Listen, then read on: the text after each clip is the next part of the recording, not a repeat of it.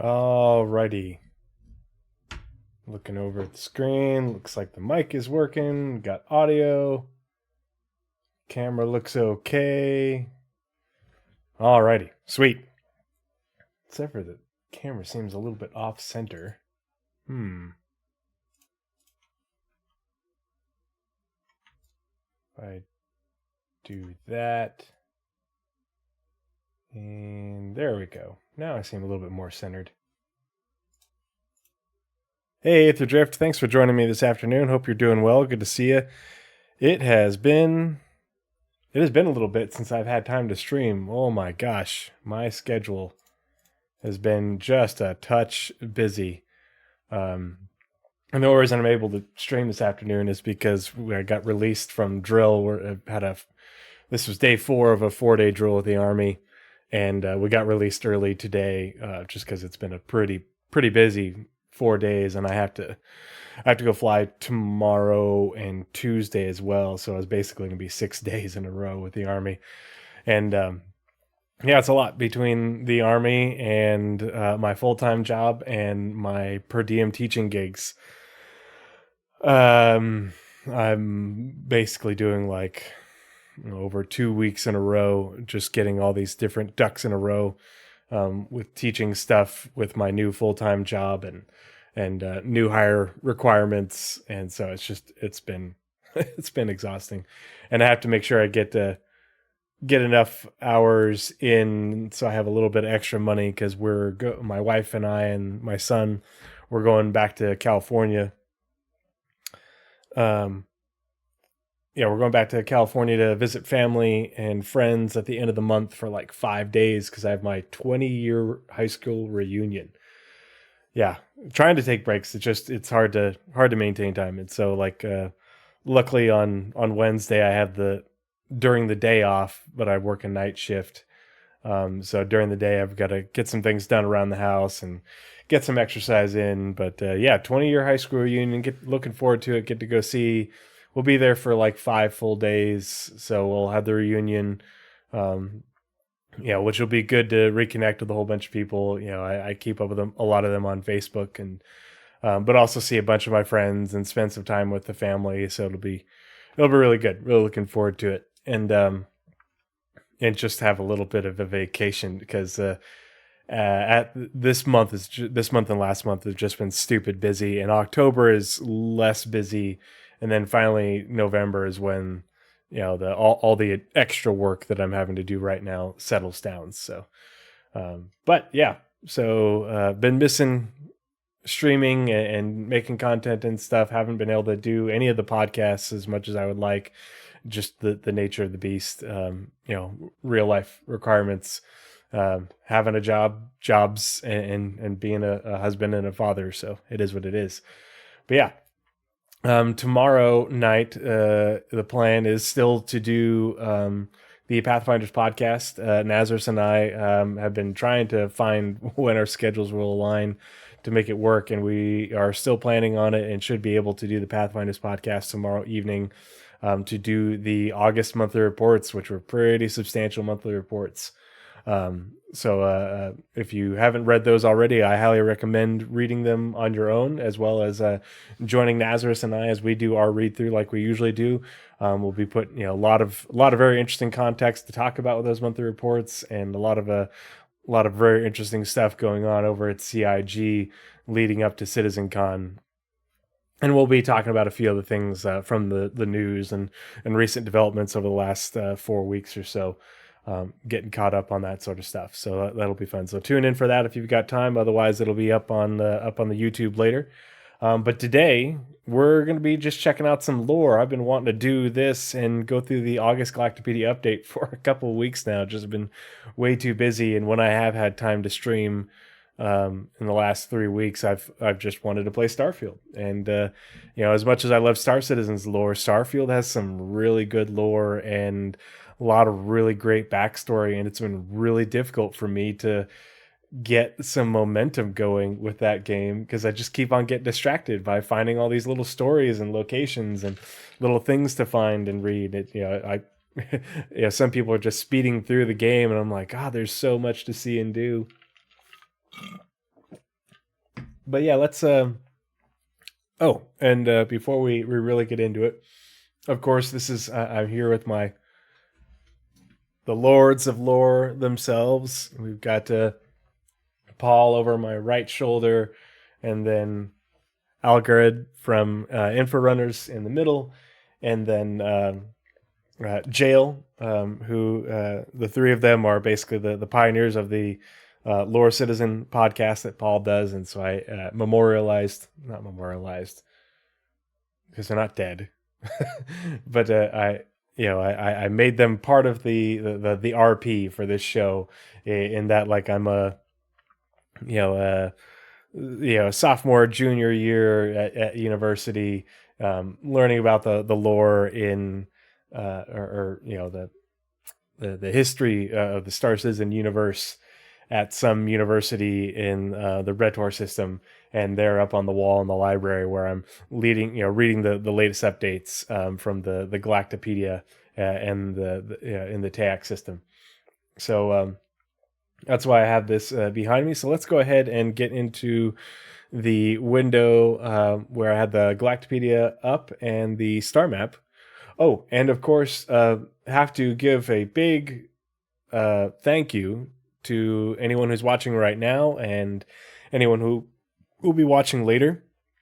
As I've said many times before, any and all content monetization I get on my Twitch and my YouTube, I donate 100% to to stackup.org. And I have been just crazy busy since I started my new job in July, and really since I got back from Army stuff at the end of June.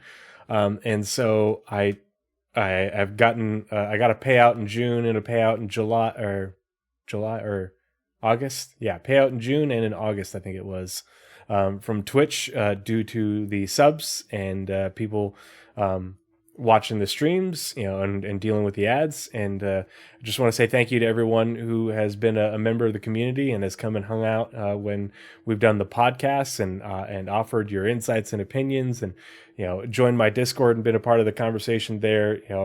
My Discord has grown and become far more active than I ever thought it would be. A lot of really fun and interesting personalities and great conversations there, and I wish I had more time to participate.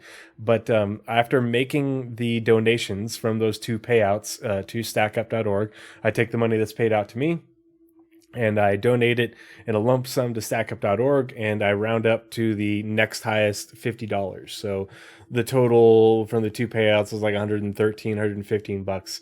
Not much, but every little bit counts, and I rounded up to 150 with some of my own money and made that donation to stackup.org, and that pushed just over the $1,000 mark for this year, which was my goal for the whole year, and I didn't think we would hit it. But the community has grown, and the support has grown throughout the year. I wish I'd been able to be more consistent, and I think we would have hit the goal earlier if I had had more time to devote to content. But either way, we made it to $1,000, and so I think StackUp will be contacting me soon in order so that we can sponsor a loot crate, which is where they take that $1,000 and they use it to buy game consoles and TV controllers, video games, that sort of stuff, for a veteran and or active duty military members, especially those deployed, in order for them to connect, to play video games together with others, connect with, video game communities to help combat PTSD and the struggles of being away from home and your support group. So we're helping with the mission, and it's all thanks to your support. So if you're watching now, watching later, big thanks to all of you for being a part of what we do and being a part of this community. I really appreciate it. So let's get into the lore.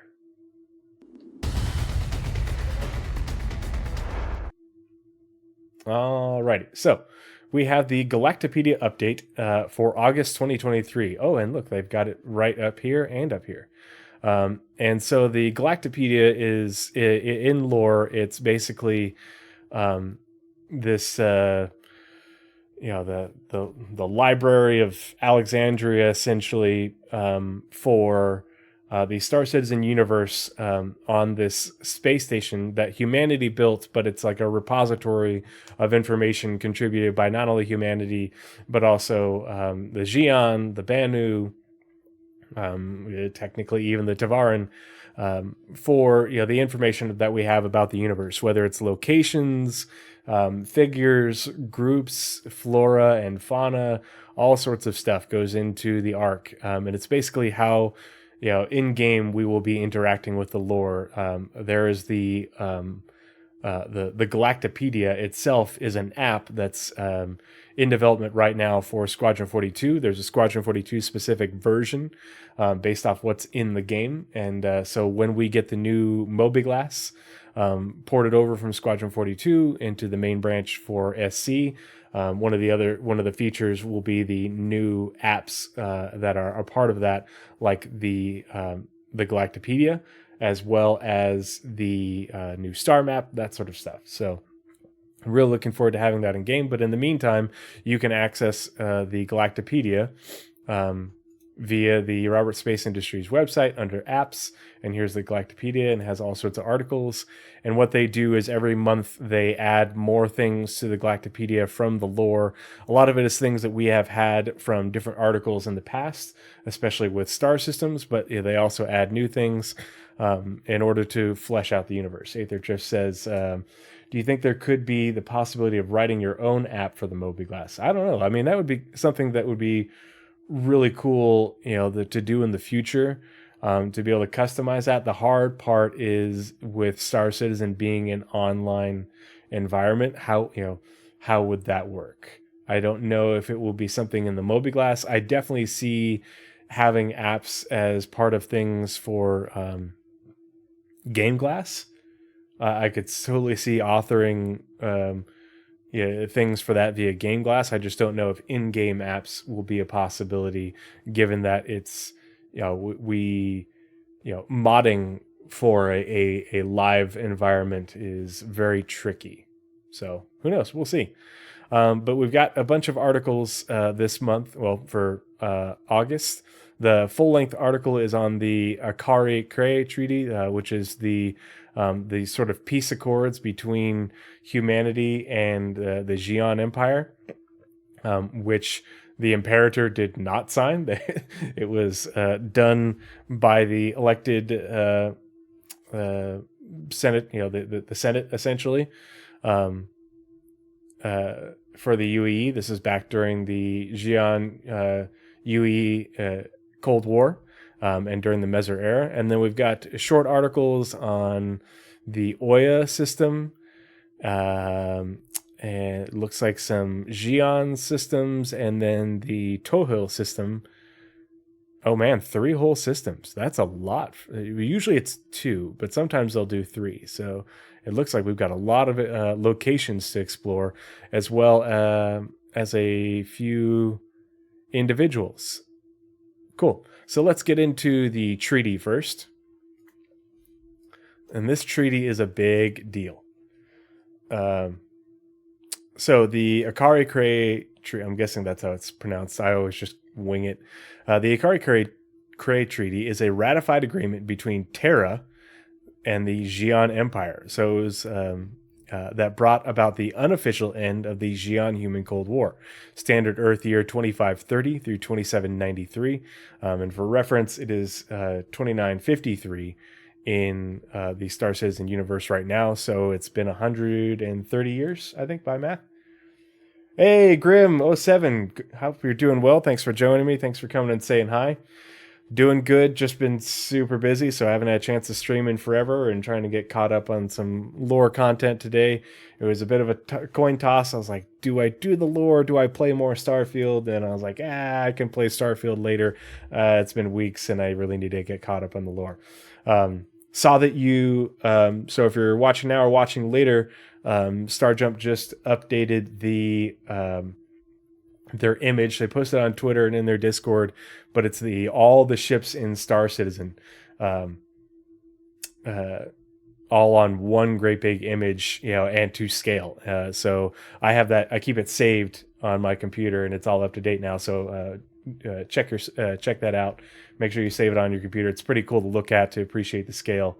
Yeah, John Crew retweeted it. Yeah, if John Crew notices something, it's kind of a big deal. So that's pretty cool.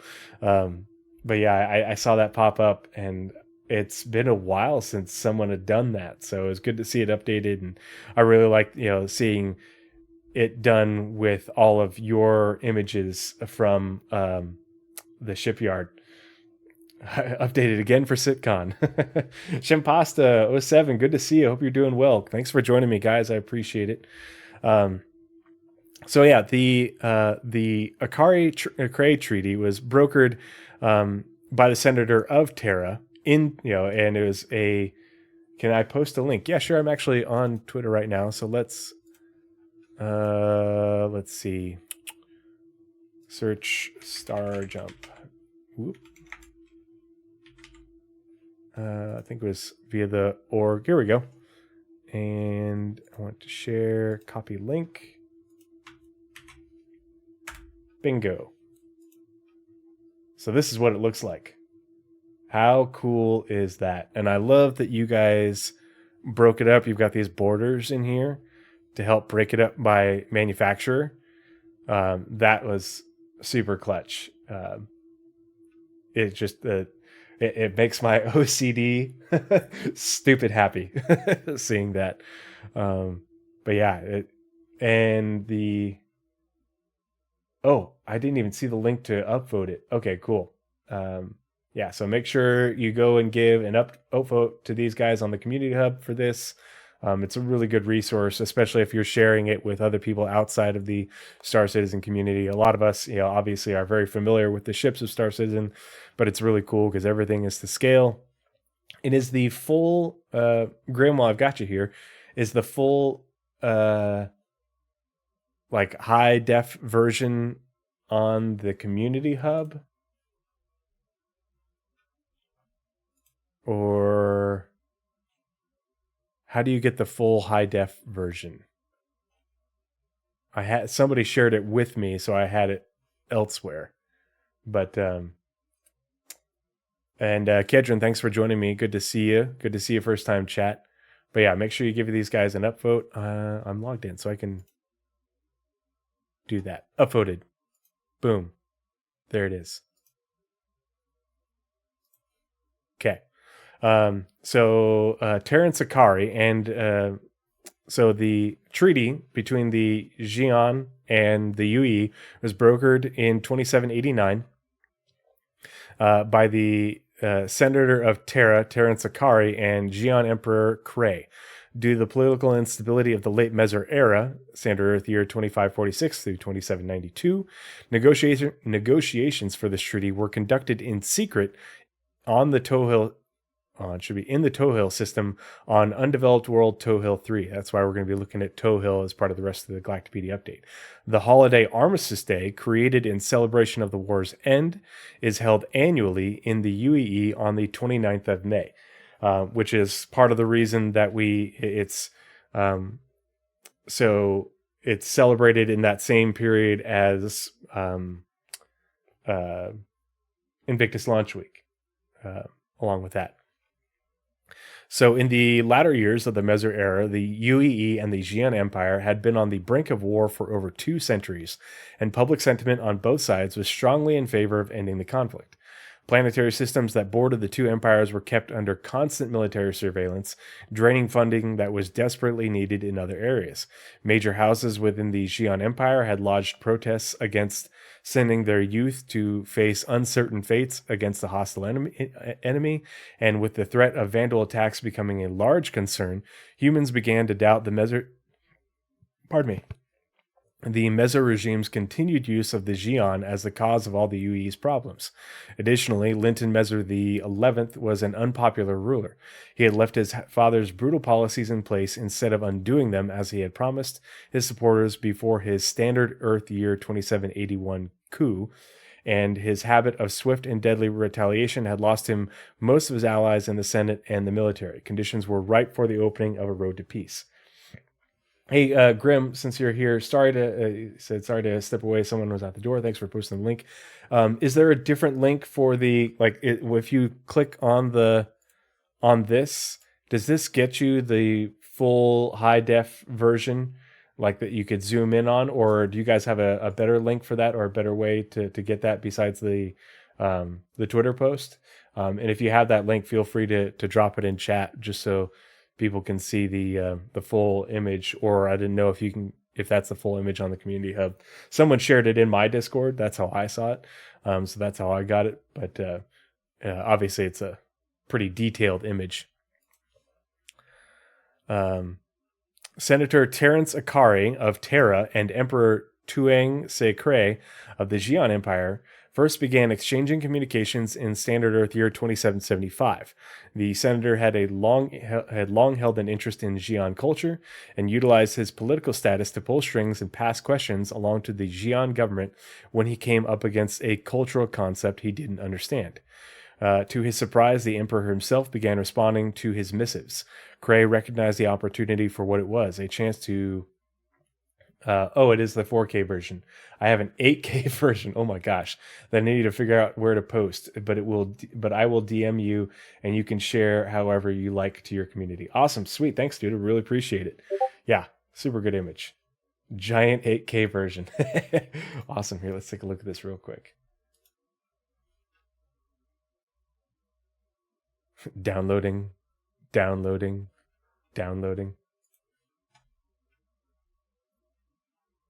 Grande. Woo! Look at that when you zoom in. My goodness. Look at that detail, folks. God. That's crazy. There she is. There's my Valkyrie. Cool. So yeah, let's see. I'm gonna save image as one more time, just so I have it there too.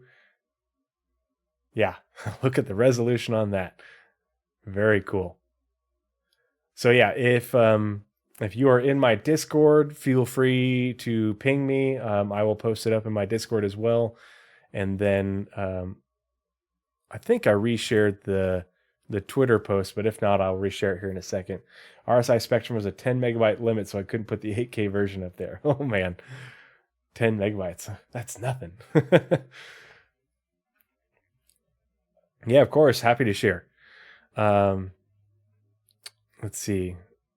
As their correspondence increased over the years, they began to discuss what peace might look like between the UE and the Xi'an Empire. In Standard Earth year 2789, they agreed it was time to meet in person and discuss the creation of a possible treaty.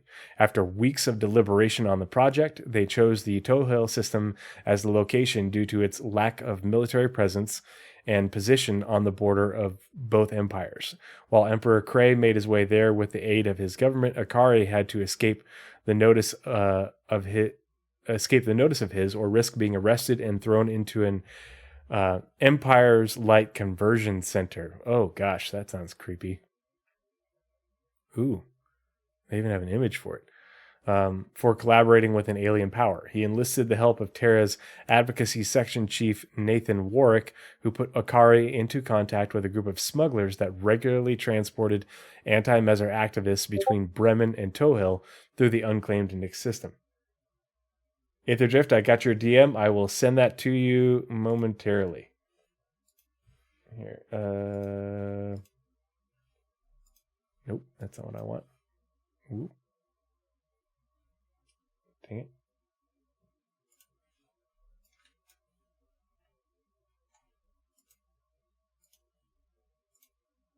And sent. And I'll put it in my Discord as well.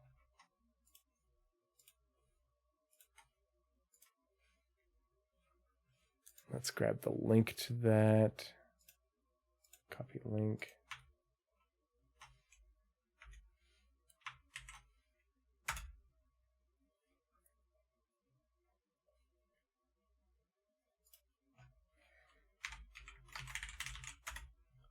There we go.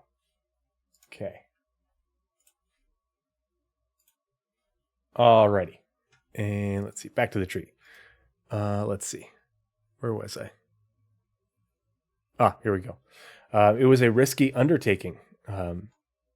So the Bremen Underground Railroad between Bremen and Toll Hill through the unclaimed Nix system. So that's why part of the reason that whatchamacallit,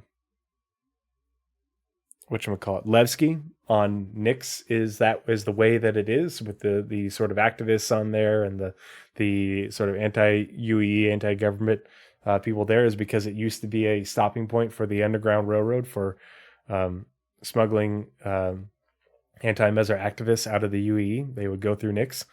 It was a risky undertaking. Akari was in constant danger of being apprehended by pro-Mezar forces, and Emperor Kray was inviting war with the UAE by entering into Tohill in the first place. Their mutual safe arrival on Tohill 3 created a buoyant mood that Akari identified as a motivating factor in their work on what would become the Akari-Kray Treaty. On 11 March, the peace accord was completed. And Emperor Kray signed it on behalf of the Xi'an Empire. He departed for the Xi'an capital planet, Ka'ua, Hayotan 4, soon after, where he would secure the approval of the Imperial House's Council of Three. Akari made his way to Earth, Sol 3, and spread word about the treaty's existence among his most trusted staff members and fellow pro-peace senators on 29 May, while Linton Mezar the 11th and his sister Fiona were on vacation in the Ga system. Akari triggered an emergency session of the Senate and called for an immediate vote on the treaty. Without the imperator there to rally any opposition, the deal was narrowly approved. Main principles of the treaty. Non-aggression agreement. The Xi'an Empire and the UE agreed to not threaten or use force against one another's territory or independence, and to acknowledge one another's right to self-defense if subject to armed attack.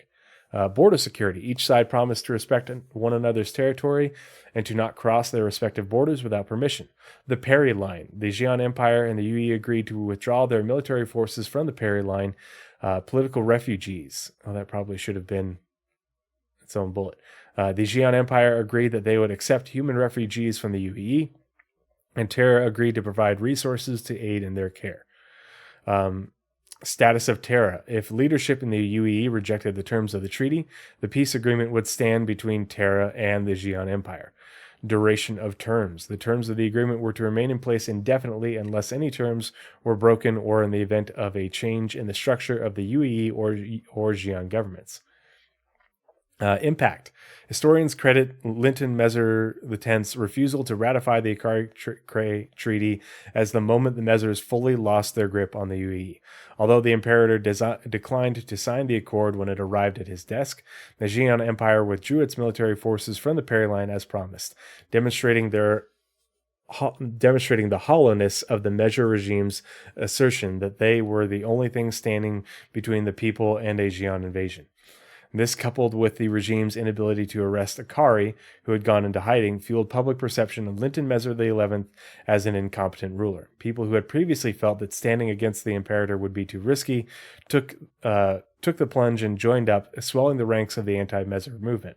This influx of funding and connections would later enable the resistance group Tide to obtain footage of the massacre of Garen II and finally end the Mezar dictatorship.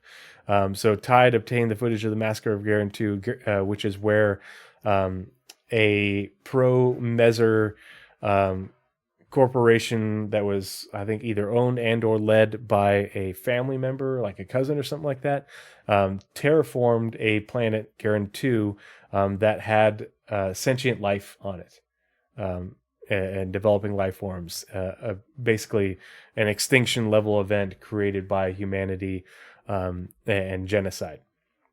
And finally, end the Mezar dictatorship. On 5 July, Standard Earth Year 2793, the Peri Line Pact was ratified and signed by the new UAE government and the Xi'an Empire, officially bringing an end to the Cold War. Awesome. Good stuff. So a very pivotal part of history in the Star Citizen universe, particularly for the UAE and the Xi'an Empire. So let's look at these other articles. Tisa Morrison found the Baker Yaman. I love saying that, Yaman. Jump point. So let's read about Tisa Morrison. Aether Drift says, all seems fairly standard in a treaty telling the dictators didn't want to sign. Guess we know what their long game was. Yeah. War is good for dictators. And so the Cold War always being a threat is how they were able to maintain power, and basically removing that threat, removed the need for their basis, the basis of their power. So, one of those things that, God, I can't imagine that going on for hundreds of years. There isn't much in human history that compares. But it's nice that they write it out like the way they did, in sort of an abridged version. Obviously the real thing would have been much longer and much more wordy, but it's cool that they, basically put out the premise for it. Tisa Morrison, 2492 through 2571, was an explorer best known for her discovery of the Baker Yaman jump point. Born on a tanker ship that was passing through the Kano system, she was a self-described full-time spacer and explorer who funded her expeditions to new or uncharted areas of space by taking odd jobs as needed. While flying through the Baker system in 2531, she detected a signal that she determined to be a jump point after days of analysis. When she completed the jump, her exuberance of discovering what appeared to be an unknown system was short-lived when she encountered a Xi'an military unit and was forced to retreat back through the jump tunnel. The UPE military tried to contain news of the discovery, but a recording of Morrison's encounter leaked to news orgs and became a major story. 2 standard weeks after her initial crossing, a Xi'an scout emerged from the jump point into Baker, nearly sparking a war. With all the increased media attention, rather than fighting, the UPE Navy took a more cautious approach, and an outright conflict was avoided. Later, Morrison would use the money awarded her from the UPE government for her discovery to purchase a larger ship, which she made into her permanent home. She died of natural causes in 2571 while traversing the Goss system. So that's, the Tisa Morrison basically lived the life that so many people in Star Citizen, so many citizens in the community want to live. It's, she, was an explorer and took on odd jobs, in order to fund what she wanted to be doing, which is, basically what a lot of people will be doing in game. And she bought a bigger ship that she used to make her permanent home. And that's like the dream of Star Citizen. As in Tisa Spaceport or something different, because in Tisa, the Tisa Spaceport is TESIA, and I want to say that has to do with somebody in the Hurston family. I don't know if it's named after someone specifically. Here we can we'll duplicate this and we'll search, see if it's something in, or maybe is it spelled that way?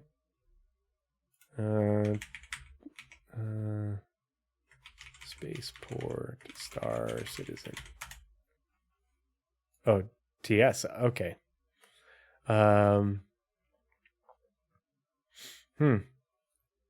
There might not be lore explaining who it's named after. That would be a question for the Lord of Lore himself, Paul Shelley, to see if it's named after a Hurston. It might be worth watching his video on the lore of the Hurstons, and he might have mentioned it there. I would assume that they named it after a Hurston, like everything else, but I'm not seeing anything off the initial.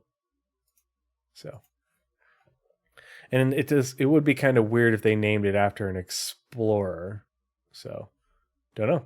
Good question though, Aether Drift.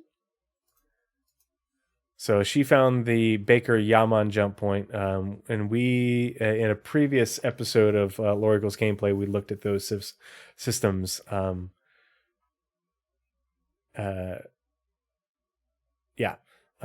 then I say Choan. I'm guessing that is a Xi'an name. We'll see. Discovered the Yaman system. I say Choan. Don't have Yeah, for that age, must have been a Xi'an. Was a nav jumper best known for her discovery of the Yaman system. Born into a house that specialized in jump point navigation, Ai was trained from a young age in navigational techniques and began her career hunting for potential jump points when she completed her civil service in Standard Earth year 2477. Her discovery of the Yaman system in 2529 earned her the status of matriarch at the young age of 111. Matriarch. Okay, so if you're not aware, the Xi'an are a matriarchal society. So the heads of their houses and other organizations are all women. They're like the sort of leader. They're the leaders of their society. And because the Xi'an lived for hundreds and hundreds of years to reach matriarchal status at 111, which is basically like, the human equivalent would be, you're in your late 20s, early 30s. It is pretty incredible. I disappeared in 2577 while traveling in the Ta'al system. Historians of House Choan maintain that she likely fell victim to an accident while navigating a yet-to-be-discovered jump point. House Choan has made it a rite of passage for their members to complete a year-long tour in Ta'al, hoping to locate what I may have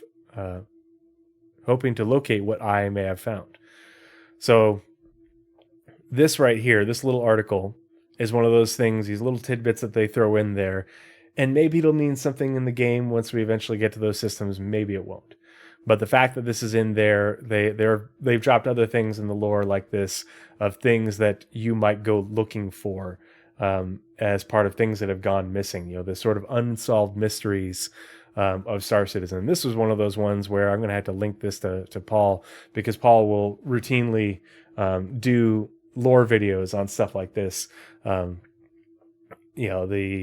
one of the big ones was the unsolved mystery of the crew there's a crew of the crashed RSI Zeus, one of the first commercial ships that was produced on one of the moons in the solar system. It was one of the gas giants, I forget which, but that's a really interesting story, and he did a really good video on that.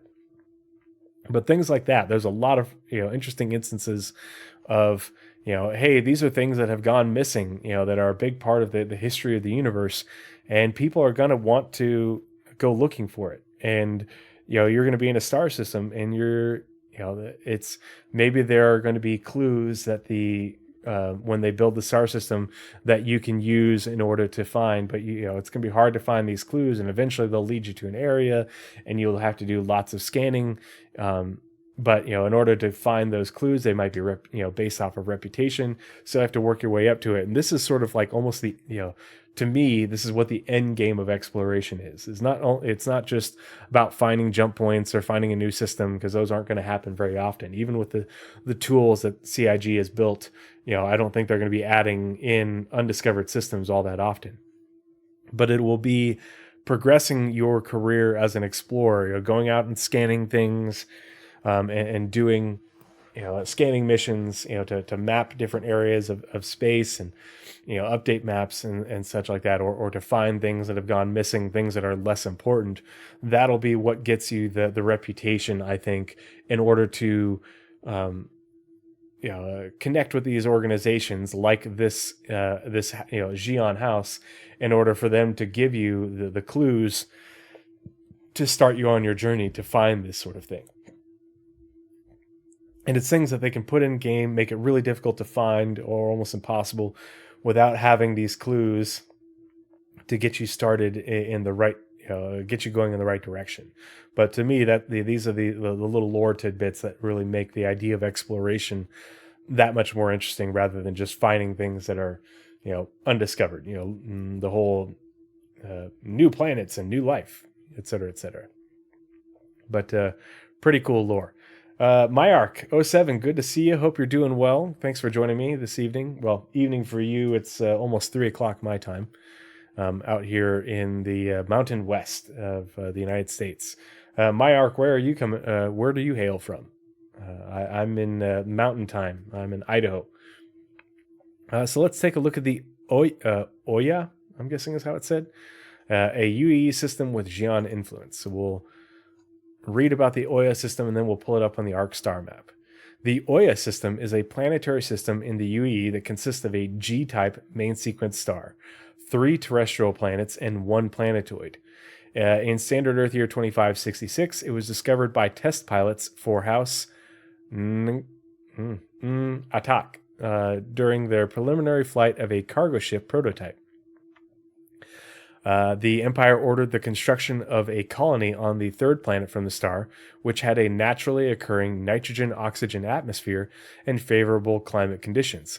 However, after Lieutenant Eli Price of the UE Navy located the Oya Castra jump point in 2587, so 21 years later, the Xi'an government recalled the colonists and left their unfinished settlement abandoned. The UE claimed the system and added it to the Peri line, naming it Oya after an ancient human deity of wind, storms, and death. And so after the my arc is in the UK, so you are BST UCT +1. So what time is it for you over in the UK? So after the end of the Xi'an-human Cold War and the dissolution of the Peri line, some of the systems went over to the Xi'an. So you're almost 10 o'clock. Okay, so you're 7 hours ahead. Gotcha. Well, thanks for joining me this evening. Good to see you. Hope you're doing well. Hope you're having a good weekend. But Oya was one of the systems that went to the UEE, and there are other systems that went to the Xi'an. So let's find Oya on the star map before we look at the planets. And this is one of those ones, because I know where the Peri line is and as a Castra jump point, it's easy to find. But you can see right here, it's a UEE system and has jump points to, let's see, it's hard to tell. Is that a large or a medium? So it's, let's see. So it's not a large. Okay, so it's got a medium jump point to Towhill and a large jump point to Castra, a large jump point to Hadrian. Yeah, large. Yep. And it looks like a small jump point to Gurzel. And then a small jump point to Ialus. Okay. Yeah. That must have been the jump point that they found from Xi'an territory. Would have been this one. So Oya is pretty well connected. It's got 2 large jump points, one to Castra, one to Hadrian. Castra being a pretty big trade and industry system, after formerly being a military system in the UEE. And has a major landing zone in the form of Sherman on the planet Cascom. And then Hadrian doesn't have any habitable planets, but there's all those stations. It's going to have a crap ton of stations in it, as well as pretty significant asteroid belts, because it used to be part of the Peri line, and that's where they had all those stations. And now those stations are used for trade and for haulers moving goods. But then it's also connected by a small jump point to Gurzel, which I don't remember much about, and then Towhill via medium jump point, and then another small jump point to the Xi'an. So difficult in terms of large scale trade to the Xi'an, in terms of a direct route from the Oya system. But we'll read more about it and the planets within it here in a second. Oh, and since the star map is back up, it's always important to right-click on the system and look at the details in here, because this is the most up-to-date information. So single star, but it's 44 AU. It is a good size system. And in the terms of star citizen system sizes, it would be sort of like this would be like a medium size system. Whereas Stanton, anything I classify anything 10 and below as being extra small, and then 10 to 11 through 30 AU I classified as small, and then I think I made it like 30 through 50 or something like that was medium, and then like 50 through 100 is large, and anything over 100 is extra large. That's just sort of my little headcanon classification system for system sizes. But it is a good size system, especially in comparison to It's double the size of Castro, which is very large. But Stanton is only 5 AU. Stanton over here, Stanton is a very small system. But even Pyro, which we think of as very large, is only 13. And so Pyro is, Oya is, what's that? Oya is more than, it's like 3.5 times the size of Pyro. It's a big system. So let's go ahead and get into it. We'll zoom out a little bit. So here's our green band, and we've got two planets in the green band, another one well within, and then all these jump points are very near the interior of the system. So the only problem with the star map that kind of drives me nuts is we have no idea really the sense of scale within the system. In terms of, you can zoom all the way out and you don't know where that 44 AU mark is. We don't know if it's all the way out here. We don't know. The only thing we have to go off of is that in the lore, the Sol system is 51 AU, so even larger than Oya. But that's AU in terms of like the in-game AU. So it'll be 10 times the size of Stanton, but in reality, because of the way they scale system sizes, Stanton is 5 AU, but it's still 1/10 the size of what 5 AU would actually be in terms of, millions of kilometers or whatever. But in the Sol system being 51 AU in game, it means that, to me, it suggests that they're using the outer edge of the Kuiper belt, which is basically, oh gosh, what do they call it? It's not.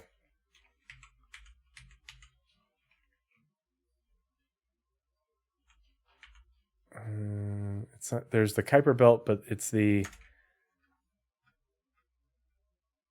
there's another term for it, but it's the outer edge of the Kuiper belt, which is basically where, once you get out to here, it's where the number of bodies in space that are over like 100 kilometers in size or something like that drops off to just zero. There's like nothing. There's another name for it. It's not just the heliopause. But you know what I'm talking about. Basically, the number of stellar objects out past here of a certain size just drops off to like nothing. And that's essentially at like 50 AU, 49 to 51, depending on what astronomer or astrophysicist, whoever you ask. And but there's a different term for it. I forget what it is.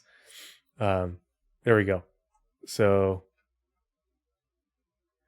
the Kuiper belt extending from the orbit of Neptune at 30 AU to approximately 50 AU from the sun. So I think that's how they measure the system sizes in Star Citizen, is that it's the outer edge of whatever version of the Kuiper belt is in the system. But we don't know where that outer edge is for the system in relation to any of these things. We don't know where, how many AU this planet is out from the system star. So that's the limitation of the star map. We don't know how far out these things are. We don't know where the green belt, how far out that is, how far out these planets are, how far out these jump points are.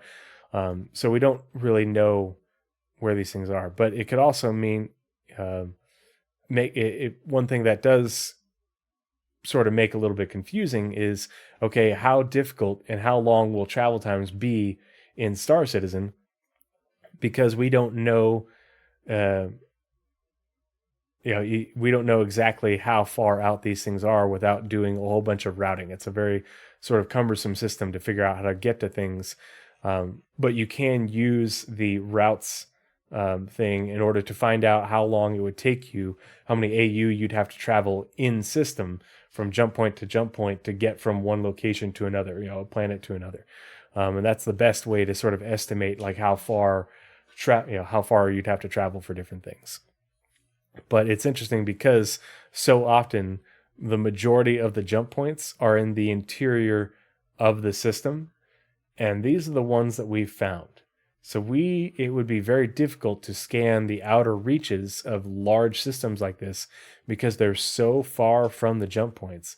There could be a lot of unexplored space in these areas that needs a lot of charting, and thus exploration, in order to find more jump points that are potentially farther out from the inner system, because these are the ones that would get the most use. This is the part of the space that would be the most explored because it's around planets, and it's also not only around planets, but also around the planets is where you would find the planets and the stars is where you would find the Lagrange points, which is where most spatial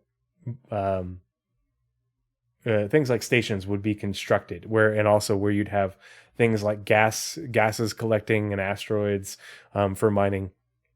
So that's generally where you would find a lot of these things, and that's where the majority of early exploration would take place. So something to think about.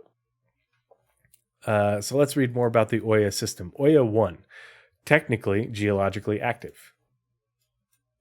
Oya 1 is a terrestrial planet in the Oya system, UAE, and is the first planet from its sun. Small and hot, its barren landscape is riddled with deep canyons that were formed by ancient lava flows. Although all of its volcanoes appear to be extinct, the planet is still geologically active and experiences quakes, with major events estimated to occur every few million years. Its youngest volcano is roughly 100 million years old. Very old planet, so not volcanic activity going on, but there you do see frequent quakes. The question is, what value would Oya have? What reason would people have to go to these planets? And the thing that I can think of the most would be to use, potential activity, use the heat on these planets for refining purposes. Perhaps that could be the function of exploration and gameplay, finding new jump points to existing systems rather than unknown systems. There could be all kinds of new shortcuts to various systems. Yeah, I think that a lot of exploration is going to be scanning deep space areas. And how you go about doing it, how they end up making that gameplay, I don't know. But I think that because there's so much space that's likely to be explored based off of the sizes of star systems and where the majority of planets are, there's a lot of intervening space that wouldn't be explored just because there isn't an economic need for people to go flying through those areas. And so it would require dedicated explorers and dedicated expeditions to go and scan these deep reaches of space. Because the other thing about the jump points, and this is just a theory, but while most of the planets on the star map are on the ecliptic, you can see that Oya 4 is not on the ecliptic, but most of the planets have their orbits around the ecliptic. But we have jump points that are well off the ecliptic, and that changes your jump distances or your quantum distances between jump points by a lot, especially with these larger systems. But that could also mean that you could have jump points that form outside of the green band and way farther out in the system that are way high up off the ecliptic, and it would be very, very difficult to find. But it could create shortcuts. It could also create, you could find other things out there. Who knows? If you're finding a jump point, it could be a jump point to a new system. That could be how they hide new systems and the jump points to them, is putting these jump points way far out from the more traveled areas of the system in the system's interior. Here's Oya 1. Not habitable, terrestrial rocky, but on the inner part of the system. But maybe there's a reason to go to refine there or build an outpost. We don't know. This one didn't have a whole lot of lore to it. But sometimes with these little planets that you would think are otherwise not very useful, they'll put little things in there to suggest why you might go there, other than just science exploration type stuff. So let's read about Oya 2, former home of anti-mesoseparatists. So Oya 2 is the second planet from the sun of the Oya system. Although it lacks a metallic core, It has a magnetic field that's generated by large deposits of, magnesium oxide deep in its mantle. During the 2580s, a group of human anti-Messer separatists set up a small settlement on Oya 2, choosing it over the naturally inhabitable Oya 3 due to the presence of a small Xi'an colony there.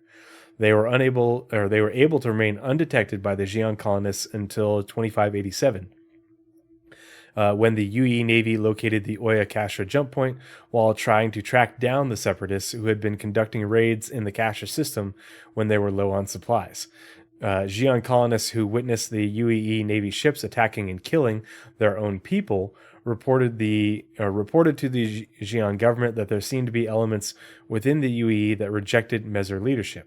Currently, the planet is home to several active mining operations. Okay, so not only might you have people wanting to visit this former colony because it's a historical site for these anti-Messer separatists, but also they say that there are active mining operations on the planet, home to several. And so to me, this means that we're probably going to see multiple UGFs that are configured for mining, owned by mining corporations, mining and potentially refining on this planet for like subsurface mining. But I would also be willing to bet that there would be some surface level mining to occur on that planet.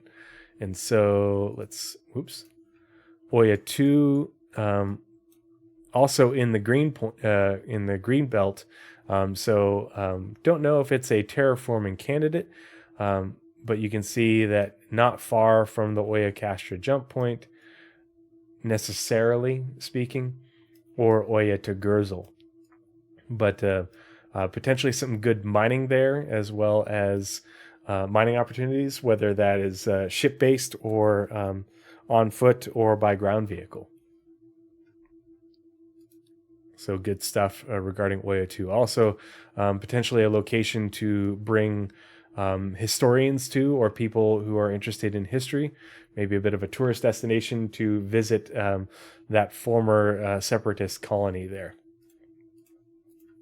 So Oya 3 contains some Xi'an territory. Interesting.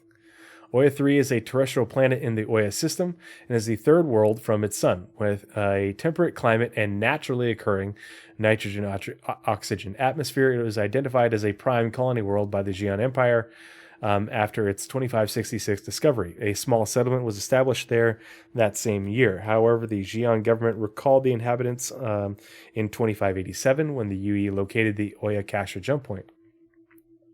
At the end of the Xi'an-Human Cold War, the newly reformed UE government returned the former settlement to the Xi'an Empire as a gesture of goodwill.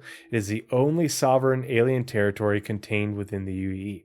Okay, so that's really interesting because this is someplace where there are Xi'an living within the UE. Now the question is, did they give the entire planet or just that settlement back to the Xi'an?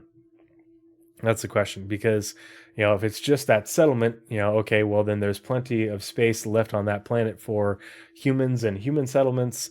There's probably humans living within that Xi'an settlement. Probably a great place to go and trade with the Xi'an, as well as to make contact with representatives of different Xi'an organizations, to gain reputation with them for different things. Maybe even Xi'an mining corporations are headquartered here, but have operations on Oya 2. Definitely going to be a very interesting place to visit for those reasons. But the big question to me is, did they give the whole planet back to them, or just that settlement that was already on that planet? And how much has that settlement grown? Because it was given back to them in 2793. So what does it look like now? So Oya 3 over here, very close to the Hadrian jump point. But it's a naturally habitable world. I wonder, be curious to know, how much terraforming was done to do it. Let's see what the information on says. Yep. Okay. Nothing all that different from what we just read. There's still one more planet. And let's zoom back out. So cool. Interesting stuff. Easy access, or relatively easy access to the Xi'an people within the UEE without having to go essentially through customs to visit the Xi'an Empire. Oya 4 doesn't actually have age reversing properties. Okay. Oya 4 is a dwarf planet in the Oya system, kind of like Pluto, and is the fourth world from its sun. Reddish pink in color, its surface is encased in thick methane ethane that is coated with a thin layer of hydrocarbon sludge. In the 28th century standard Earth year, there was a short-lived cosmetics trend that claimed the surface of Oya 4 had age-reversing properties and utilized sludge harvest from the planet's surface in a wide variety of skincare products. I wonder if there are still people who believe in this, even though the craze has died off, but there might be people who say, hey, I really believe in this. I've used it. It works for me. Can you go visit Oya 4 and bring me back this sludge? I know it's really difficult to get to because it's way out in the system and it's a really big system, but I'll pay you this much money to go down to the surface and collect some sludge and bring it back to me. Otherwise, why would you go out there? Because look how far out it is from the interior of the system and the jump points within it. Actually, here, let's do this. We'll do the route, and we'll say Oya 4, and then we'll say Cascom, planet in Castra, and let's say, was there a large? It was I think a large jump point. Calculate through Oya. Yeah, one jump. Okay. Woo! Look at how far that is. So view route. So you got to go from Cascom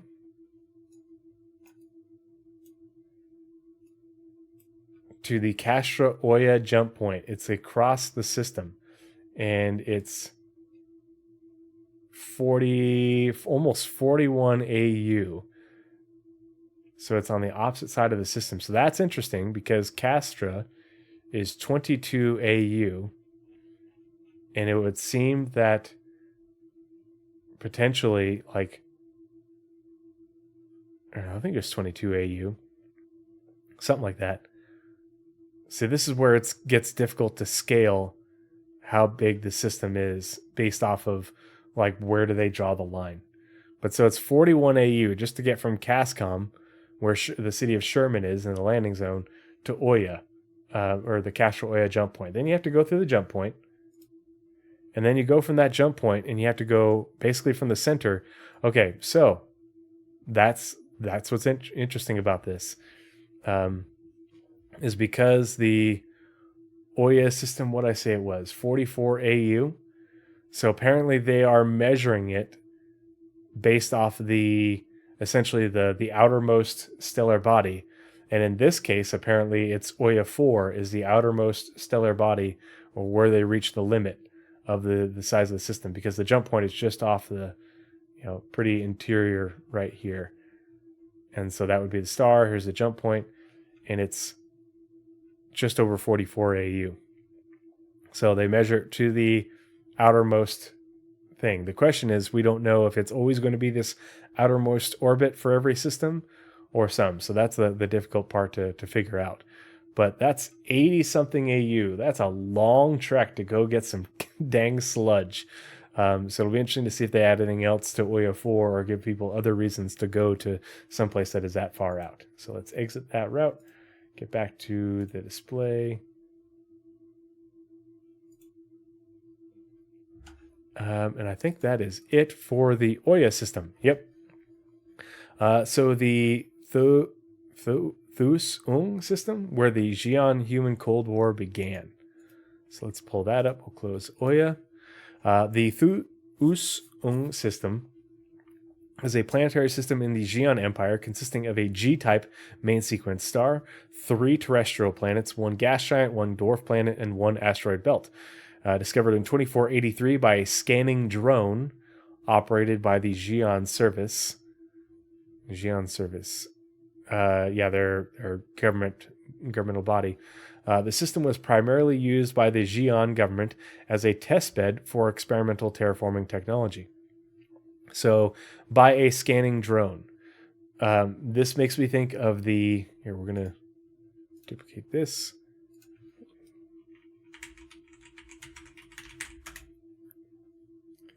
Kind of reminds me of the research drone mention that the UEE has. And this is one of those things that most people do not know about because they haven't really talked about them at all, other than in this article and in a few other places. But research drones are automated, self-propelling devices that can be remotely controlled through dangerous or otherwise inhospitable environments. They can be used to collect hazardous materials and perform limited on-the-spot computer analysis. The question is, can they use for scans as well? But drone operators with enough clearance from the UEE government, aka reputation, can use research drones in systems protected by the Fair Chance Act. So you can go down to the planets and collect samples on these fair chance systems where there are sentient life or in systems that are developing using research drones. And so it sounds like the Xi'an also have their equivalent to research drones, but scanning drones. But so interesting stuff. Ether Drift says, I got to say, this is going to be the part of the game I'm going to love. I love the idea of getting to places. Hopefully they can develop some of the minigame elements and stuff to make downtime a bit more interesting too.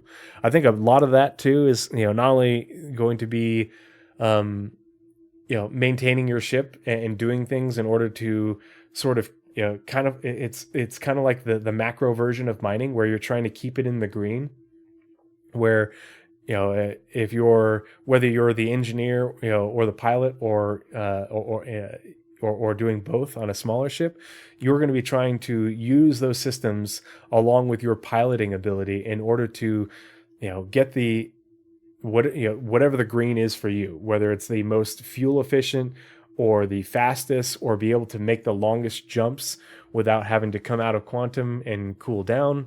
Or some sort of combination of the three. That's going to be a lot of the mini game, as well as doing the maintenance while you're going by, or hey, I'm just going to set it for this, and maybe you're on a multi-crew ship and your pilot is doing things, and your engineer is doing things, and maybe you're going to go down and you're going to get equipment ready. You're going to do get things set up so everybody's gear is ready to go. These are the parts of expeditions or missions where you're taking 5-10 minutes of planning and work to get things set up while other people are doing other things during those intervening periods. And it was like, oh, who's going to want to do that? It's like, it's better it's no different. In fact, it's better than in most multiplayer games where, sweet, the match has ended, you're going through your stats and you're waiting for the next match to load up and people to queue in. And that takes 2, 3, 5 minutes or something like that. Well, the majority of the game, for Star Citizen is, you're going to be, in these intervening periods before, while you're traveling to the next location. And sometimes it's going to be a very short trip if you're going from a planet to its moon. And sometimes it's going to be longer trips going from planet to planet, or even longer than that, going from system to system. There's just going to be a lot of variety. And so in those intervening periods, you don't have to be sitting at the pilot seat, and doing things the entire time. And you probably won't have to do things the entire time, but you might have a reason to go back and sit down and adjust something. And, you'll have to, your engineer will be, making adjustments here and there, not all the time, but a little, that's why it's the macro version of mining. You won't have to be making constant adjustments, but over longer periods of time, you'll have to go back and make an adjustment. Maybe you'll get a little alert or something like that. That tells you that, hey, we're getting out of the green, and we want, if you want to maintain in the green, you have to come back and play the mini game. And if that's not your thing, then someone else can do it. They've already made the behaviors for NPCs to be able to interact with systems and replace components and subcomponents, and fuses. So you can have NPCs do all that for you. And you can be going down and getting your exploration kit all ready to go, or moving things in inventory around, all sorts of different stuff. There's already a lot, and there's going to be so much. But sorry, anyway, tangent, but a good one. Thanks for bringing that up. It was discovered in 2483 by a scanning drone owned by the Xi'an service. The system was primarily used by the Xi'an government as a test bed for experimental terraforming technology. In Standard Earth Year 2530, human nav jumper Catherine Segovia discovered the Thus-Ung Baker jump point and sold its location to the terraforming company Gaia Planet Services, GPS. In order to offset the cost of this purchase, GPS chose not to report the jump point to the UPE. When their surveyors landed on the third world from the planet Sun, they were quickly captured by the Xi'an, thus kicking off the events that would start the human-Xi'an Cold War. Whoopsie. So, Thus-Ung system. So let's zoom out and find it. Okay, so here's Baker. And here's Thus-Ung, or Pallas, as we call it, P-A-L-L, or P-A-L-L-A-S. Oh, wait, no, we need to back out really quick because we need to look at the system size. Another fairly large system, not quite as big as Castro, but still 40 AU. Definitely a good size system. So let's get inside, see what there is to see. So this is probably the outermost orbit and stellar body. So this is probably what they're using to measure the system size by. Okay, so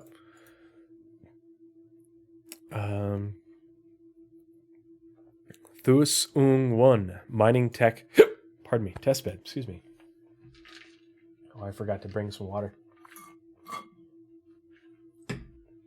Okay, so Thus-Ung, I have no idea if I'm saying that right or not. 1 is the closest planet to the sun of the Thus-Ung system. A terrestrial planet, it has a thin mantle that partially exposes its iron core. The Xi'an government prohibits commercial mining on Thus-Ung and instead utilizes it as a testing area for mining technology that is designed for hostile environments. In addition, some major houses have special dispensations to conduct related experiments here under the direct supervision of government representatives. So, with a whole bunch of research and development going on for mining stuff, this would probably be a really interesting place to visit if the sort of gameplay that you're into is the science type gameplay.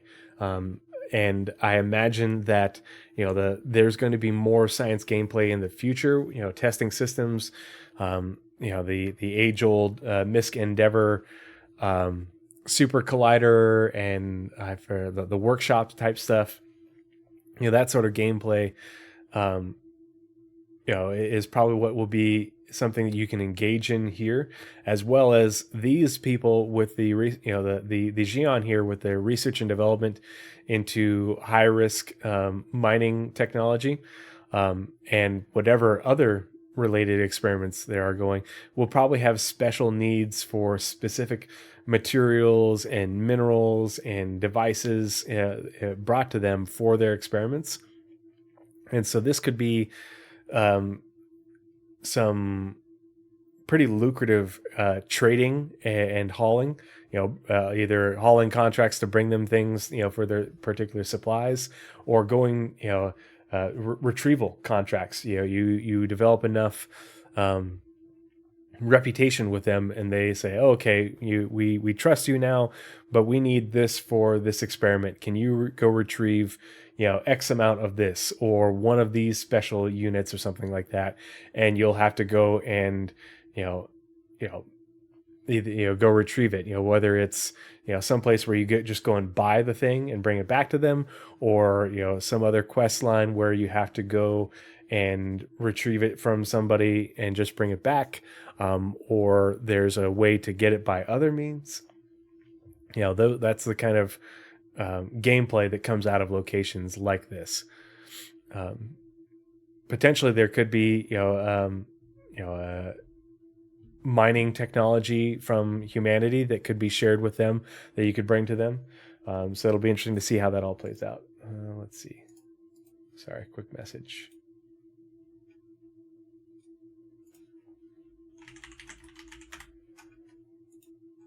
Oh, and Grim just joined the Discord. More people in the Discord. Always good to see new faces come to the community. I wish I got to be as active in the community as I'd like. But yeah, so it could be a very interesting system, especially if you're really into the mining. The other thing is, I could see if they're doing working on experimental mining technology. This could be, if you get enough reputation with them, you might be able to get prototypes of these experimental mining heads, or what do they call them? The devices that you put on your mining heads in order to augment their properties. I could see this being a place where if you get enough reputation, you can go get them and you could use it to really augment your mining ability for your mole or your Orion, especially for like specific minables that are very difficult to mine in certain environments. Yeah, special alien mining lasers. They're green. That's what makes them special. But let's look at Thos 1, which is right in here, the innermost planet. And you can see again, we've got jump points that are off the ecliptic, but it looks like all the planets have their orbits on the ecliptic. So, and looks like they're pretty good ways off the ecliptic too. So always something to consider, because space is up, down, left, and right, and forward, backward. 6 degrees. So let's close that. Kayuyathan,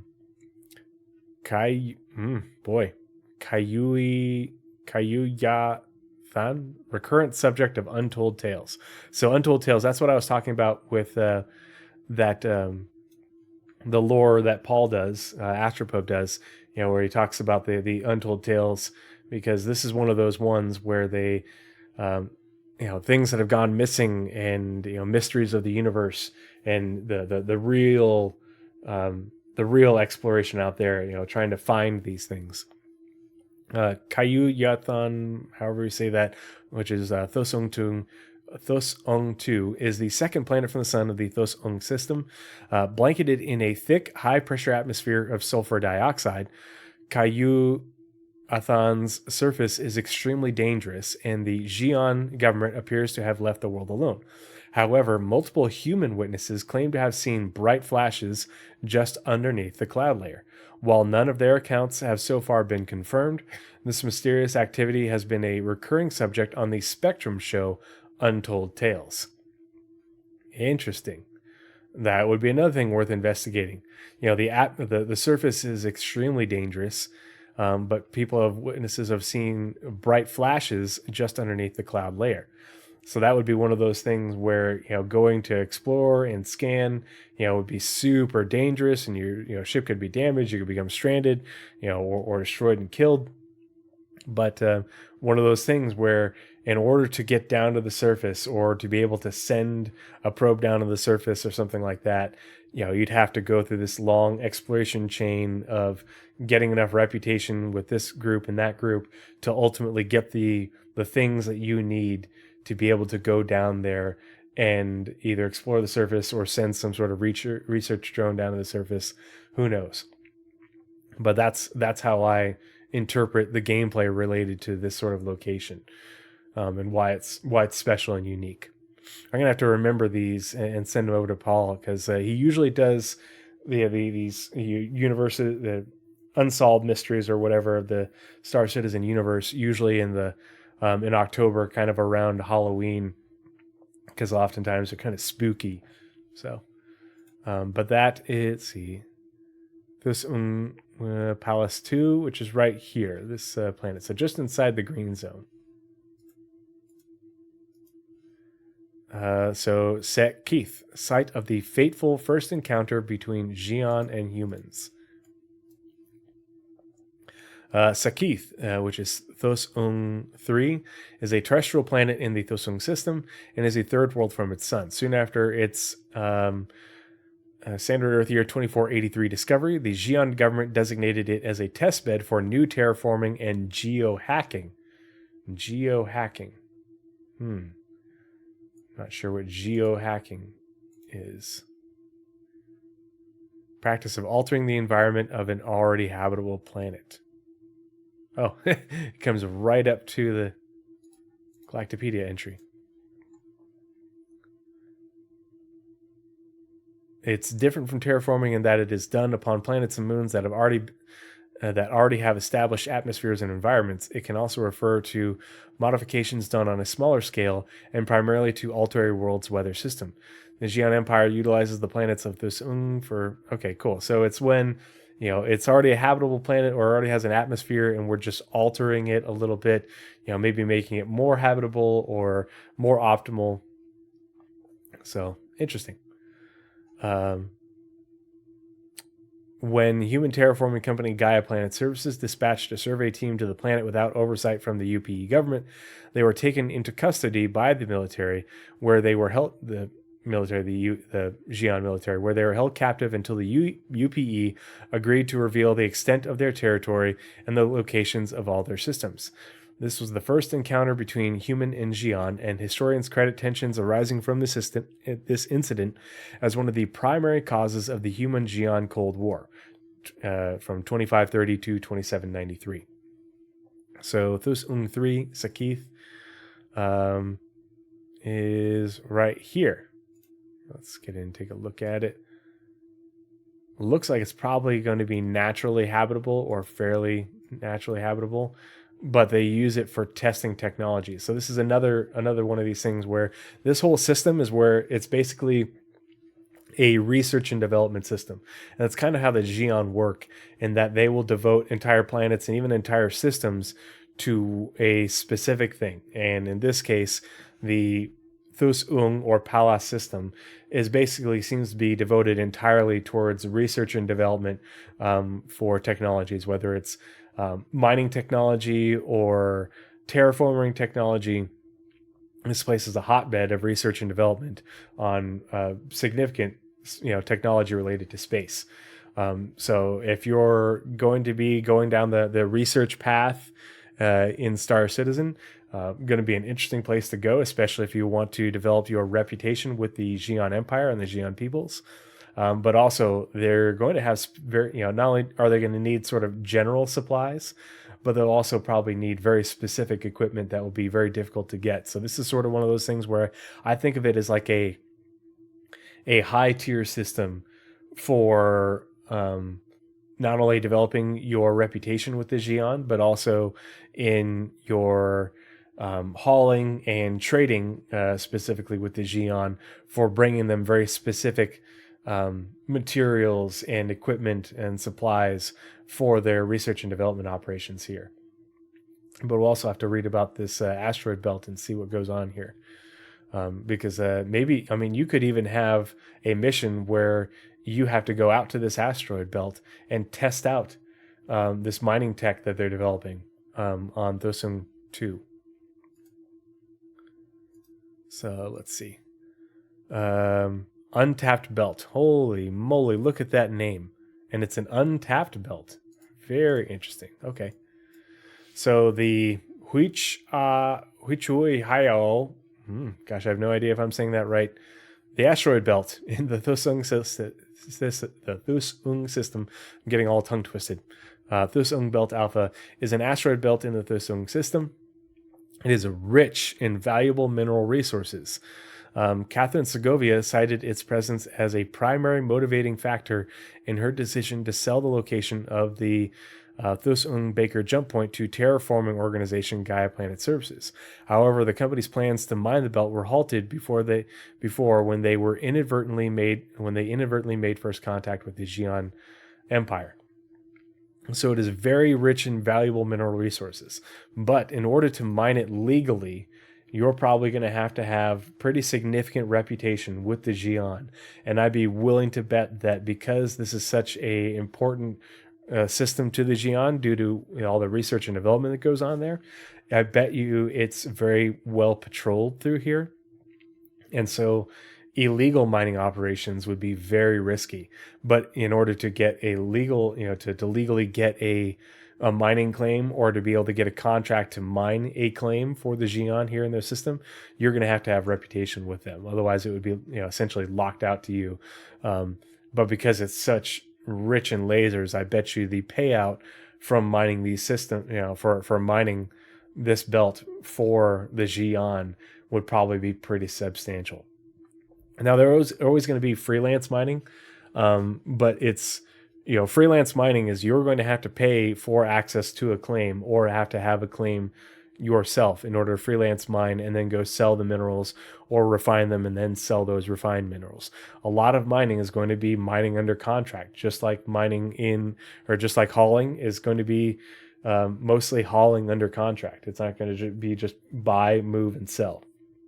And so you're going to get paid for, hey, we need you to go and extract X amount of whatever from this claim or that claim or from this area, this planet, what have you. And you'll go out there and you have to just fly around and scan until you can find it and mine it, and then you'll bring it back and they'll pay you a set amount based off of that. But not only will you get paid, you'll get reputation. So very interesting to hear that this belt is so mineral rich in this Xi'an system. So it'll be interesting to see how that plays out. Hua Nam, home of a mysterious research station. Aha! Ooh, the plot thickens for the Thus Ung system.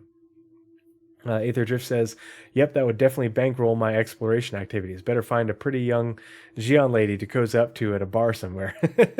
Yeah, gotta play the Han Solo in order to roll for charisma in order to get your reputation up to get these different contracts and jobs to do things with the Xi'an. Huanam is a gas giant in the Thus Ung system and is the fourth planet from its sun. A pressurized research station constructed, owned, and operated by the Xi'an government is located inside Huanam's stormy hydrogen-helium atmosphere at depths currently unreachable via human technological means. Ooh, that's interesting. The Xi'an government has not publicly shared the methods they utilize to construct this station. Very interesting. So this is ultra secret Xi'an stuff. And it would be very interesting to see. Obviously, we won't be able to take human ships down there, but I wonder if there is, like, they've got this special research station down in the atmosphere, essentially, and very high pressure, so pretty far down in the atmosphere. I wonder if maybe if you got enough reputation with the Xi'an that you could get shuttled down there via a Xi'an ship or a specially constructed Xi'an ship to go to this this research station. And the question is, how is CIG going to go ahead and make all that work? But this could be like, the pinnacle of, you have reached the highest rep with the Xi'an in terms of trust, and the highest rep when it comes to being involved in in-game research activities in order to get to go down here and basically get the end game research missions or jobs, contracts, whatever, from the Xi'an. So that could be potentially very cool. So that is, what did I say? It's Thus Ung 4. So that was 3. So here's Thus Ung 4 out here. So getting farther out, but not as far out as Thus Ung 5. And hazardous experiment site. However you say that, Thus Ung 5 is the fifth world from the sun of the Thus Ung system, Xi'an Empire. A dwarf planet with very low gravity, it lacks a substantial atmosphere, and conditions on its surface are nearly identical to being in the vacuum of space. It is believed that the Xi'an government utilizes the planet to conduct experiments here that are considered too hazardous to be done elsewhere in the system. So, very hazardous research work going on this planet that is way far out in the system. This is basically 40 AU from the center of the system, so way far out here. It's a long trek, but making this long trek is, you'd have to have good reputation with the Xi'an, but B, if they're doing research out here, again, they're going to have very specific needs in terms of supplies and materials and such for conducting their research.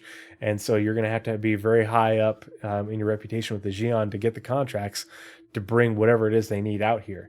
And maybe eventually you'd be able to, if you have enough expertise and reputation when it comes to research and science, you might be able to come out here and be trusted enough to go and do research, in this environment, this dangerous environment. But it's way far out here. So, obviously the contracts to bring things out here to them would be pretty lucrative because it's such a long trek, but that'd be a pretty long haul. And this is where you optimize your Hull C or your C2 or something like that to be able to make this jump very efficiently, whether it's, efficient in terms of speed, efficient in terms of fuel usage because you're so far out, and how you go about making that jump, it's going to be up to you. But these are those challenging jumps, or quantum jumps, quantum travel to be able to make it out to these distant planets for these very specialized jobs in terms of reputation and such. And so I think that's it for the Thus-Ung system.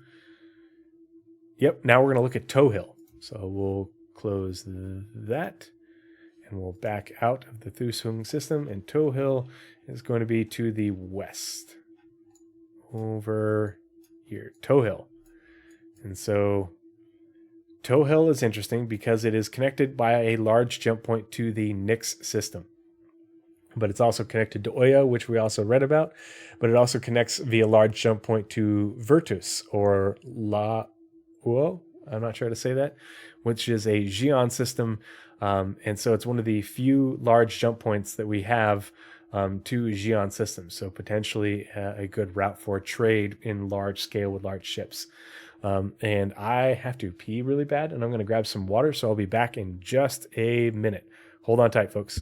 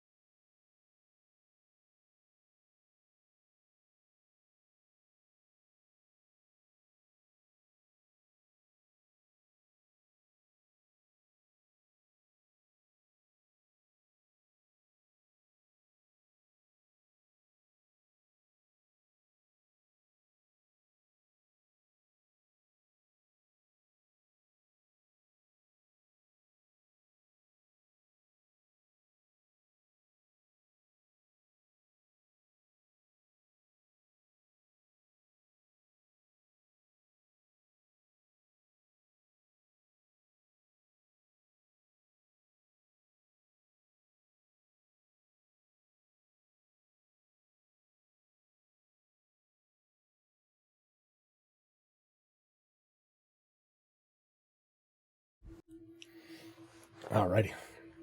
Had to wet my whistle. Okay. So we're going to look at the Tohill system. So first of all, let's see how big it is. It is 11 AU, so just over double the size of Stanton.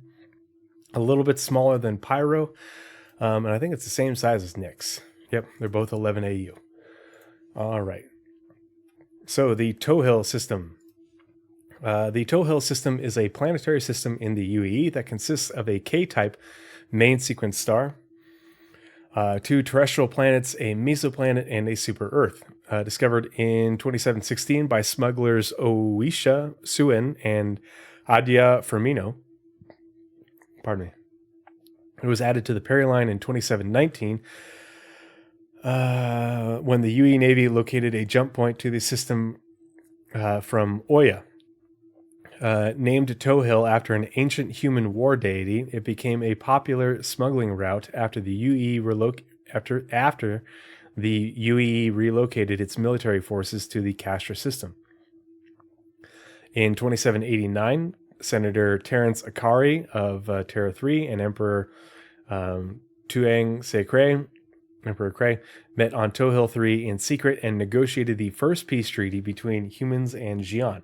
The Akari-Kray Treaty contributed to the growing instability of the Mezar government and helped bring an end to the Xi'an-human Cold War. So we read about before, the Tow Hill system was used for smuggling between the Xi'an Empire and the UAE, particularly smuggling out anti-Mezar activists through the system. So let's read about Tow Hill 1, half lava, half not. So it's probably tidally locked.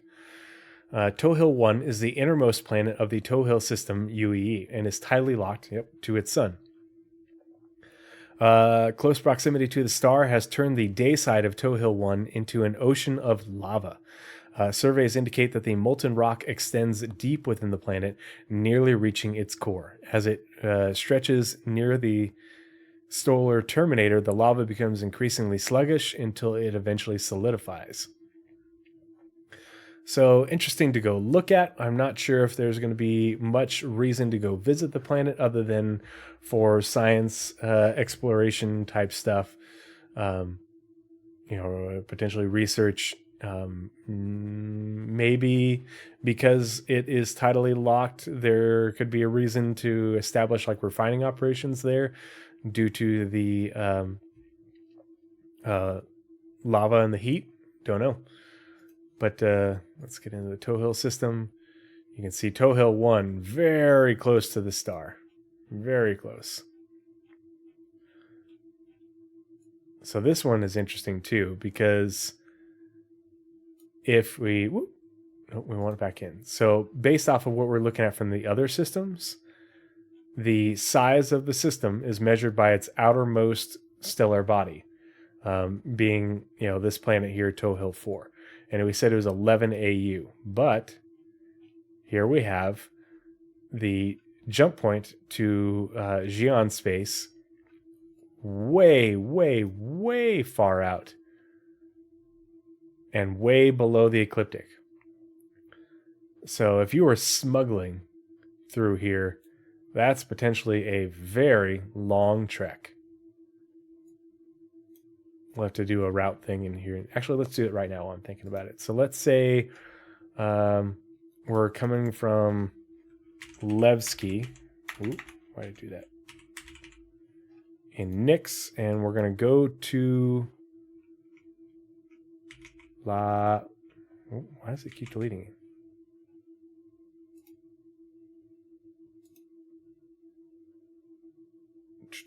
Let's say Virtus. And we want, let's say Virtus has 4 planets. So let's go to the third planet. And we'll say it's large jump points. So, okay, it's actually not that bad. Through Tow Hill, so it'd be a jump from Nix to Tow Hill, and then jump from Tow Hill to Virtus. I don't know why there's 2 routes, but let's take a look at the route. So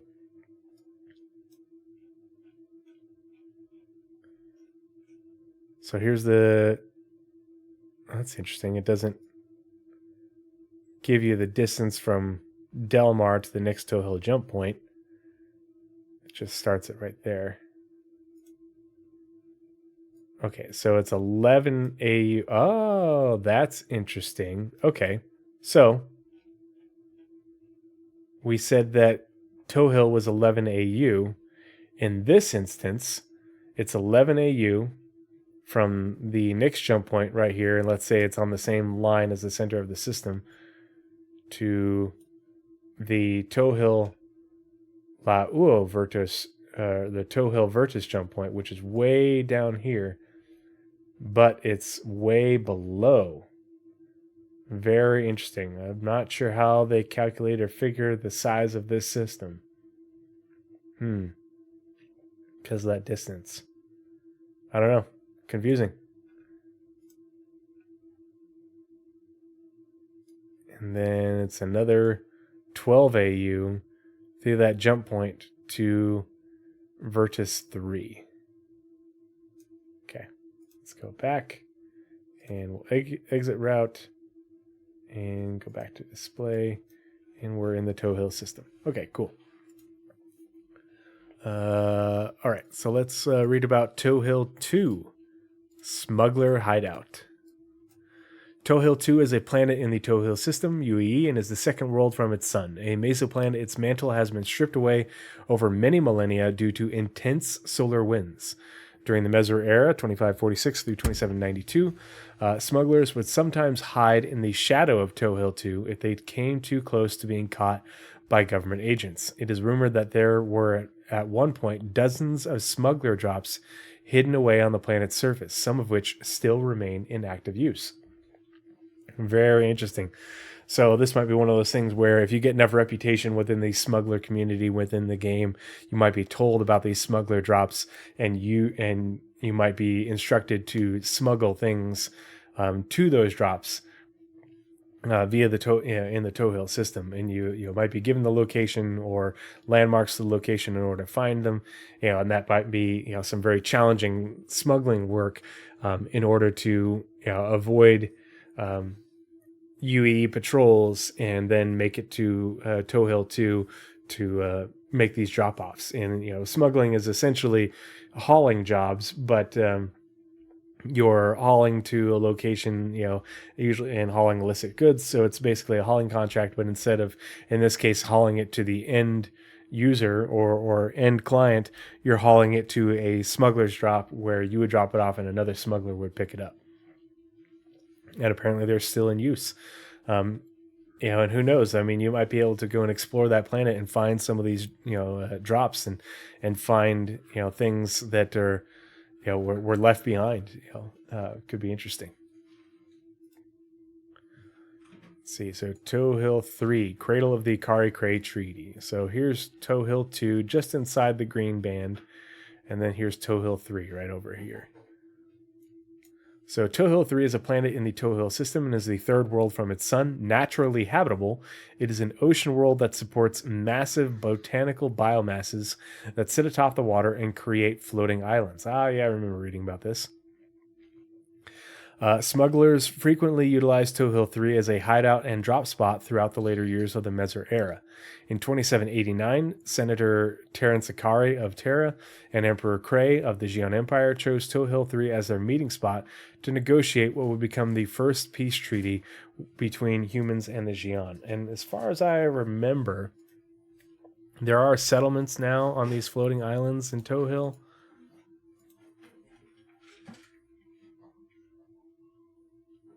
Yeah, there we go. So mainly an ocean planet, Toe Hill 3's most striking feature is its collection of large island-sized foliage growing out of the water.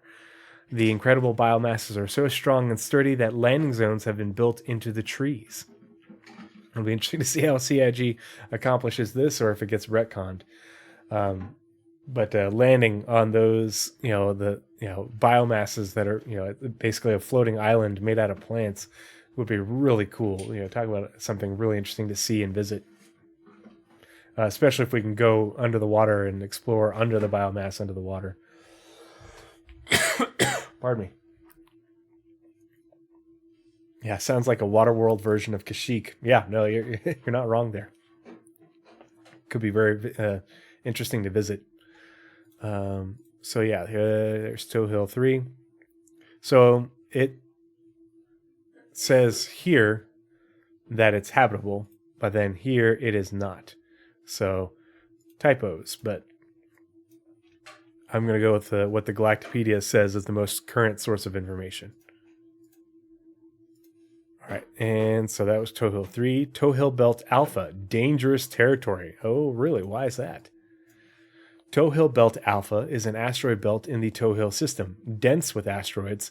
Travel conditions through it are dangerous enough that major mining companies in the UAE have declined to begin operations there. Smugglers and other outlaws who are especially skilled at piloting and navigation have been known to hide in the belt, but most choose.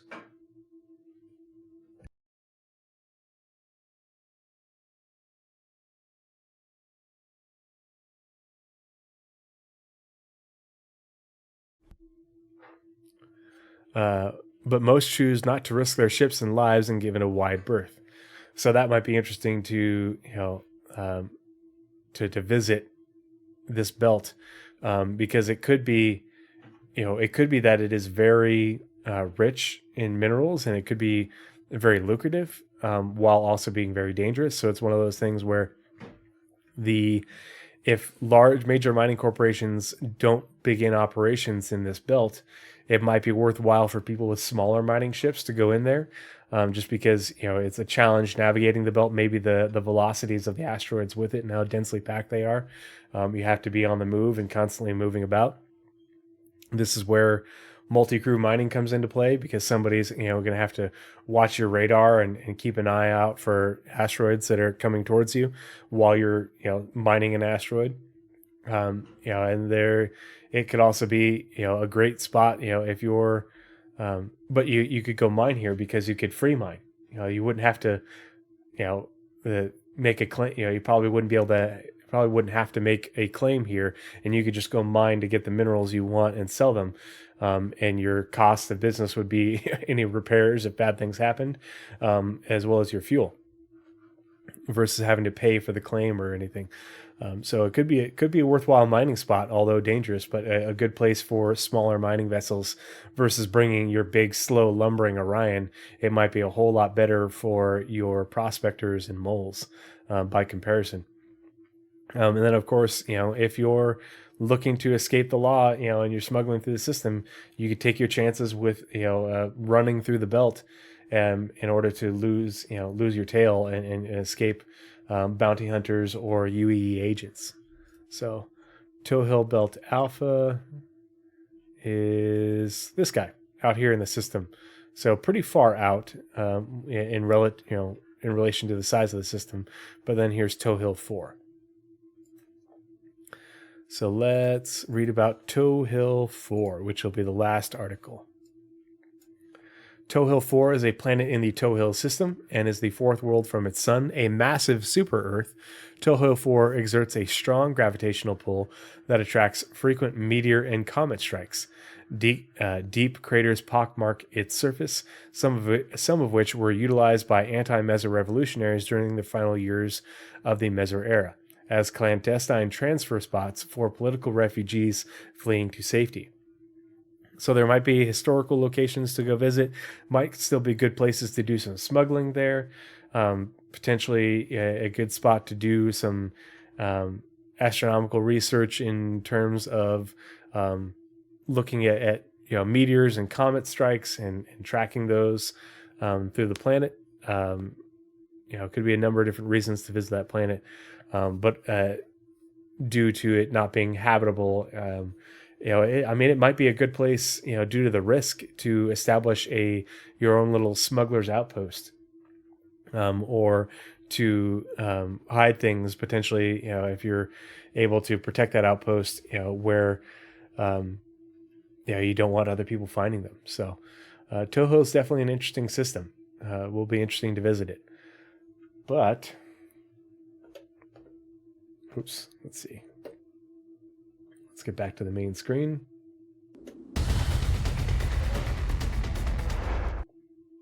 But that is it for the August Galactapedia update and for this month's episode of Lore Equals Gameplay. I'll be posting it up in my YouTube. If you missed some and you wanted to catch the rest, if you didn't want to use the VOD here on Twitch. But again, I just want to say thank you to everybody who's been a part of the community and has supported my streams and my content, as well as that of my partners in the podcasts, Nazarus and Atira Kell, Night Cobb, Sergeant Tickles, and solace. I just really want to appreciate all the support that we've gotten, because we crossed over that $1,000 mark today, with me making my most recent donation to stackup.org via the Twitch payouts that I get, usually every month, every other month or so. So yeah, thank you so much. We reached our goal, and we're going to be sponsoring Loot Crate soon. And then if you're able, join me tomorrow night as Nazareth and I go through the August monthly reports and finally get caught up on those. And we'll also be talking about some other bits in the news. Aether Drift, thanks so much. Good to see you. Thanks for coming out and hanging out and chatting. Made some pretty good points. And yeah, it's been fun. I'm glad I was finally able to get this done. And then hopefully be able to get to do some gameplay again soon. I'm hoping that maybe Tuesday evening I'll be able to stream some Star Citizen, go say my farewell to Port Olisar and get the badge. We'll see if I can make that happen before 320 goes live. But yeah, we only have another month before CitizenCon. And really looking forward to that. I got my VIP ticket, so I'll be heading out there and covering the entire event and posting lots of pictures and videos and clips to my Twitter and in my Discord, and sharing the event with all of you. And then just a reminder, go to, I'll drop this link in chat one more time. But this is the link to the Twitter post that StarJump did for the new ship size comparison chart, as well as here's the community hub. So let's see. I'll just share this link. So go check it out. Go download the image. Go give them an upvote. Always a good idea to support StarJump and what they do for the community. I always appreciate their work. But that's all I have for today. Thanks so much for joining me for the stream. And I will see you guys in the community, and stop by again tomorrow night for the Pathfinders podcast for the August monthly reports. And otherwise, have a great rest of your weekend, and I'll talk to you guys later. Thanks. Goodbye.